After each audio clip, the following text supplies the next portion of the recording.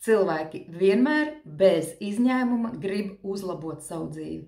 Un šeit stāv nevis izdzīvošanas jautājums, bet sevis uzlabošanas jautājums. Savu jūtu, emociju. Jo šodien visi bez izņēmuma var uzlabot savu dzīvi, savu dzīvesveidu un saņemt pašu galveno.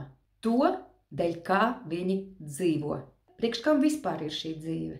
Un ja jūs pietiekami dziļi raksiet, jūs atradīsiet atbildi. Priekš kam es dzīvoju?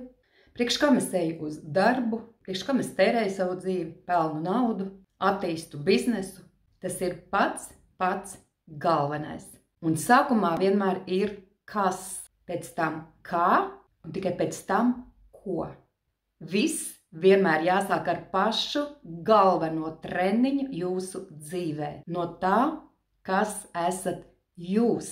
Un ticiet man, biznesa treniņi, neizmainot sevi, jums neko nedos. Tie jūsu dzīvi neizmainīs. Kas izmainīs jūsu dzīvi? Jūsu dzīve var izmainīties tikai, ja jūs izmainīsiet to cilvēku, kas esat jūs. Un nemēdz būt tā, ka cilvēkam ir tikai biznesā problēmas. Dzīve vai nu visa nestrādā, vai tā strādā pilnībā, kur ir attiecības, laime, mīlestība, nauda. Un, lai izmainītu to, kas esat jūs, jums vajadzēs pārprogrammēt tās vecās programmas, kuras jūsos ir ieliktas un kuras strādā pret jums. Tās ir programmas, kas jūs bremzē. Un ja jūs nereizi neesat strādājis un atjaunojis savu zemapziņu, tās vienmēr ir tur. Un tās vienmēr liek dzīvot tajā komforta zonā, kuru jūs sev esat izdomājis. Daudzi pat neizdomāja. Viņiem vienkārši lika tam noticēt. Tā mūs audzināja.